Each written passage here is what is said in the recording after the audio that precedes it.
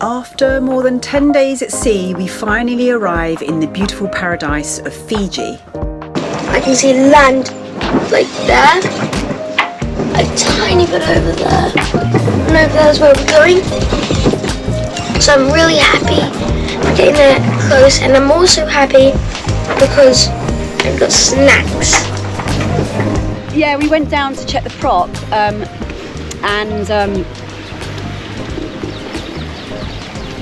we found all this around the propeller. You and me, we're family. The bond that we share is as deep as the sea. No matter how rough things may come to be, you and me, we're family. Sing ho.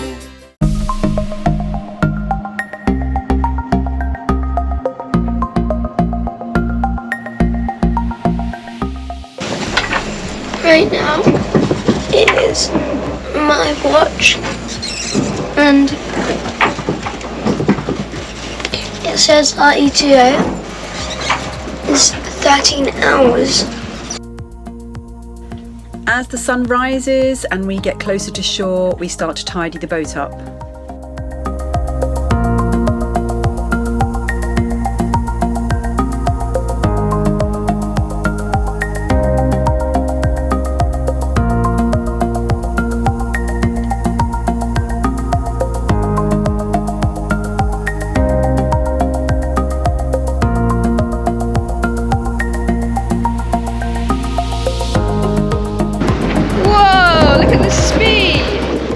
Dolphins greet us and escort us on the final part of our journey.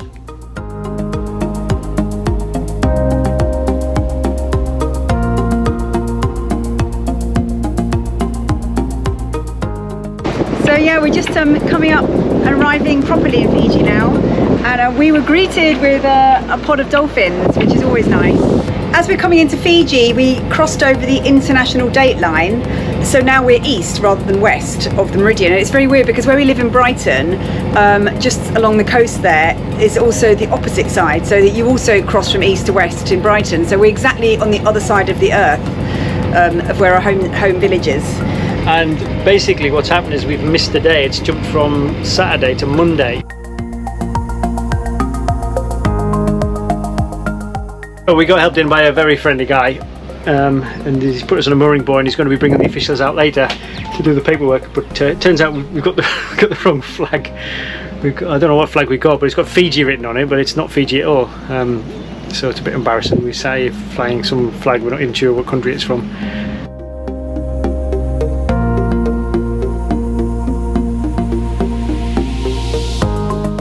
I'm just filling out the arrival health declaration form. So we're just having our health inspection, and then we've got immigration to go through, and can't remember what else. Right, so that is it. We are now officially able to go on shore in Fiji. We had immigration, customs and biosecurity come. They came with a lot of forms to sign and fill in.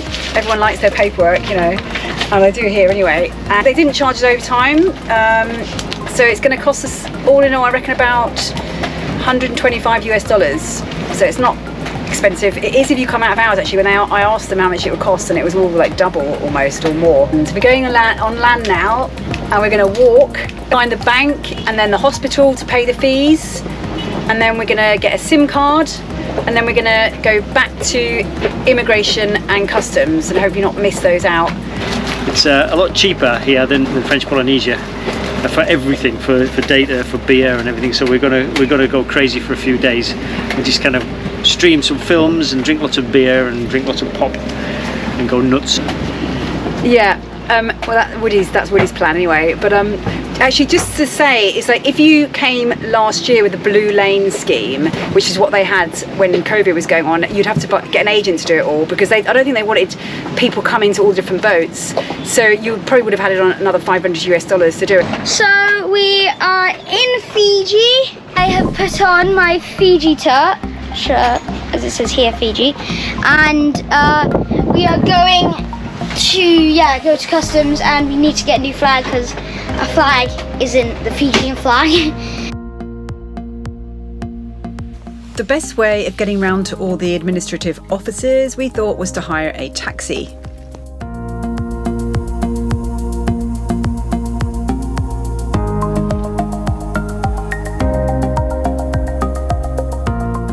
The person's gone home, so we're going to go to this other building right here.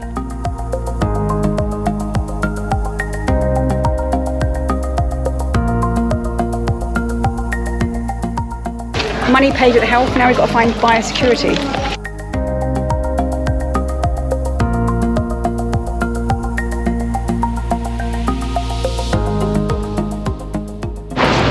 This is biosecurity. Officer out boarding.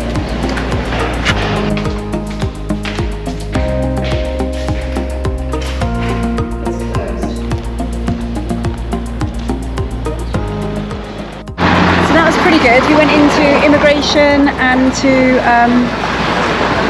customs, and they're pretty helpful actually. And then they did the immigration, and we applied for the drone license. She'll send us the cruising permit like tomorrow, she said. The woman also took the money for biosecurity, so we don't have to go back there. So we're all done now. The only thing we've got to do now is drop off the laundry, and in one day, without really having slept much and having done like a 2-week passage. I think that's the thing, if you don't go to sleep, you're kind of manic like this, and you get everything done.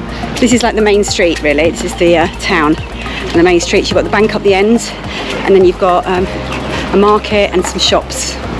Just come in to check out the price of chocolates.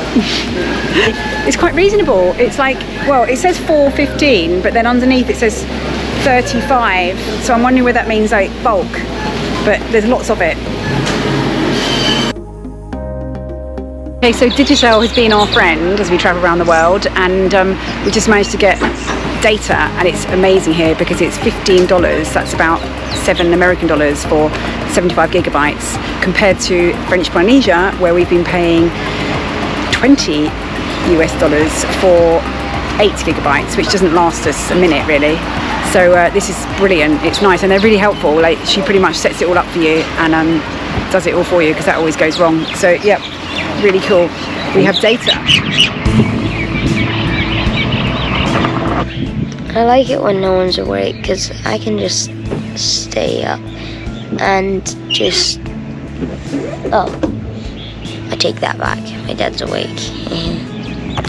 We're all kind of still trying to catch up with our sleep and trying not to wake up with our watch system. So everybody was like up at 5 o'clock this morning and back down to sleep by 7 o'clock. So our sleep patterns are still a bit disrupted. It's quite relaxed here. There's like no swell at all. Everybody is so friendly here as well. Got a nice feel about Fiji. It's got a nice vibe. People are friendly. There's actually a marina being built just opposite here, and just watching the workers getting ferried backwards and forwards. And apparently it's going to be open December, although by the looks of it I've got my doubts. But it'll be a fantastic little marina when it's done. But I've noticed as well as on the morning, there's a lot of geothermal activity around here, and there's patches of the sand that just start steaming on the morning. So it looks like somebody's having a fire on the beach, but actually it's just the springs underneath the sand. So naturally, we had to go and find out about this geothermic activity.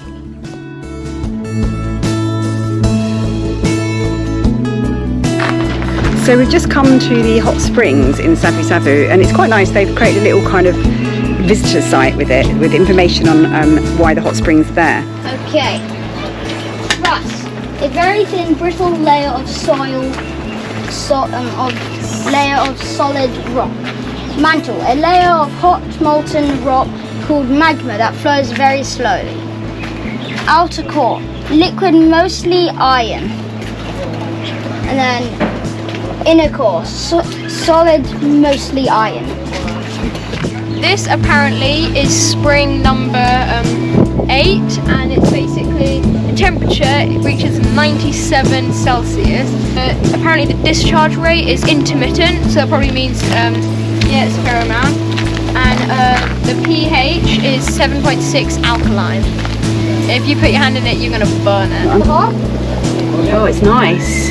It's like that's like a really hot bath. You think I I don't think it's 97 degrees actually on the edge here, but it probably is in some parts. So it's really cool. That bag is some food, and I think the locals around here are like cooking their food in these bags. It's really cool. We've got a taxi to the waterfall, and we're probably going to go for a swim. And yes, this is the first time we're going inland in this island.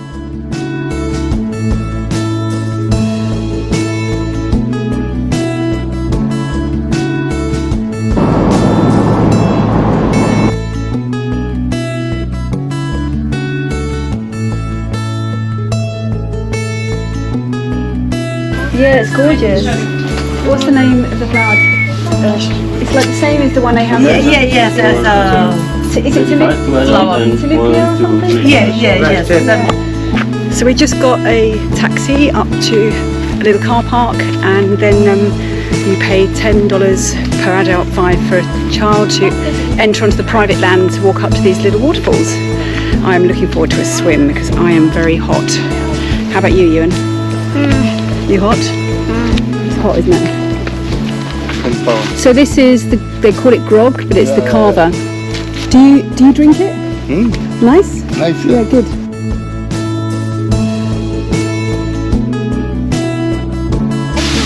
It's way bigger than you think. You can read more about our friends on Festina Lente if you go to our website on our community bios.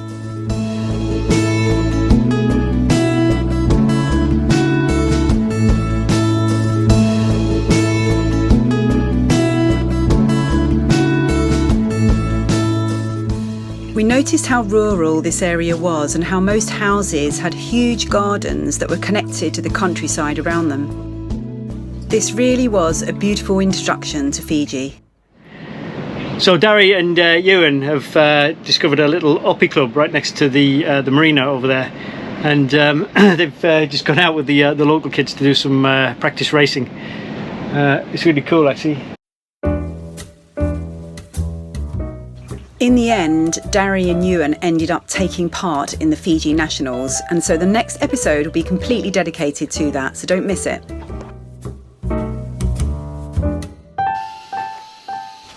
And as you know, there is always maintenance to be done on a boat, so today it was the engine exhaust fan.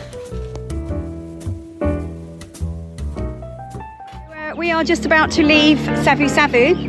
We have had an amazing time here, much better than we ever thought would happen. I think especially the kids being, allowed to join in with the optimist races, the nationals this weekend, which, again, we're so grateful because, we don't belong to the club or anything, but they just welcome them and let them join in.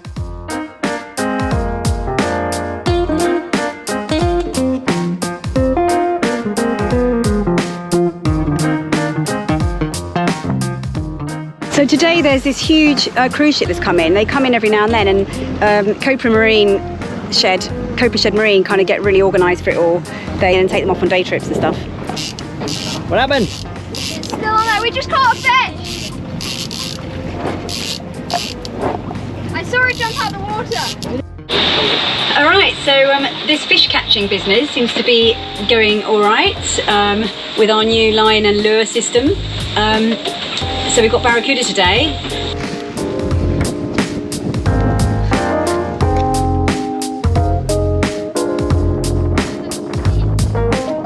Every country you get to, they have different things. Like, so there was baguettes in French Polynesia, there's no baguettes here, but you get brown bread here. And there was a lot of kind of like processed or preserved meats in French Polynesia, because they like that in Europe, kind of like salamis and ham. And the other thing, there isn't much good cheese here, which is a bit of a shame, because you'd think maybe they'd have some cheddar because, the English influence, but I didn't notice any good cheese. But the good thing is that I bought loads of Emmental in French Polynesia, so we've got quite a lot of that. Meat-wise, they have chicken here, a lot of chicken, which, again, they didn't have any of that so much in French Polynesia, and I didn't really see any beef here. We're down to chicken and obviously the fish that we catch. Okay, so we are just about 5 miles away from where we're going to stop, the south of Tavenui. It's a resort called Paradise Resort, and there's buoys where you can anchor. And they had a bit of a squall come through, and now it's quite nice. We've sailed the last few hours. It's weird because the waves are coming from that side, and the wind's coming from over there. Actually, it's kind of looks really nice when you look behind. The sun's kind of going down, but when you look in front, you actually can't see anything.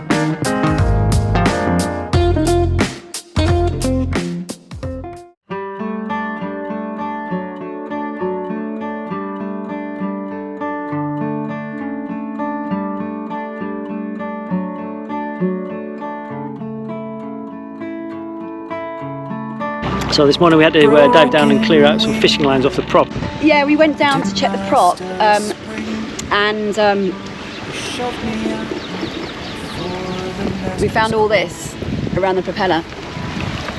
So that it hadn't actually chewed its way into the seal, but it was a lot of it around there.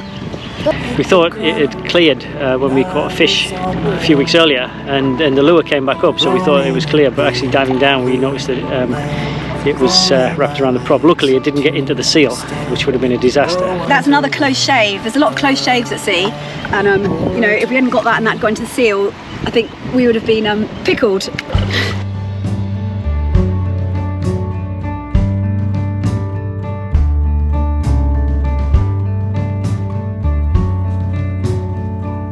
They're setting up this permaculture thing on the other side of the road to the resort. I see the sky where you would fly, and so they've got lots of kind of native plants growing there, and a few pigs and chickens, and we had a bit of a tour of that place as well.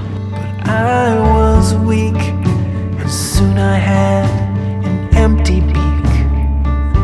I guess I was. And then when you have a cuts, the open cuts, just squeeze it right onto the cut, and then it's to prevent from getting infected.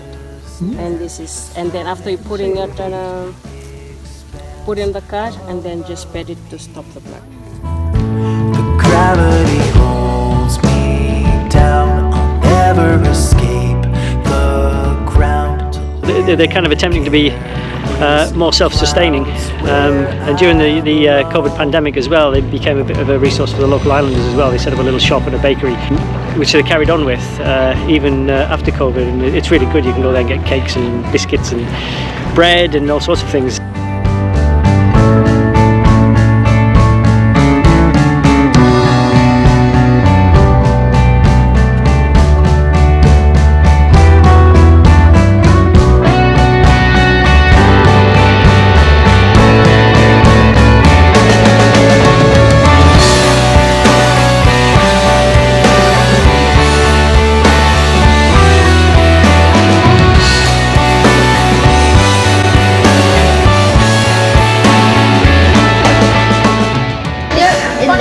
Really nice.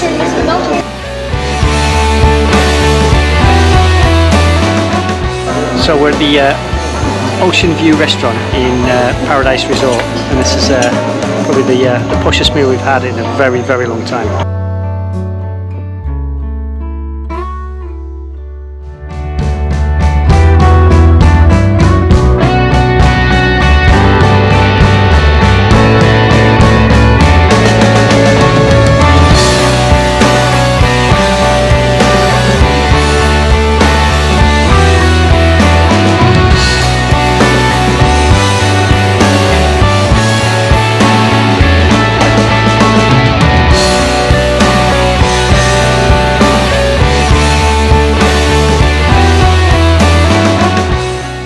Thank you for watching and enjoying these videos. So if you're the type of person that would like to thank us in return, then you can simply click on the Super Thanks button below, or otherwise you can support us on Patreon and get more than just 4 videos a month from as little as $3 a month. We look forward to seeing you there. It was pink and green with stripy marks.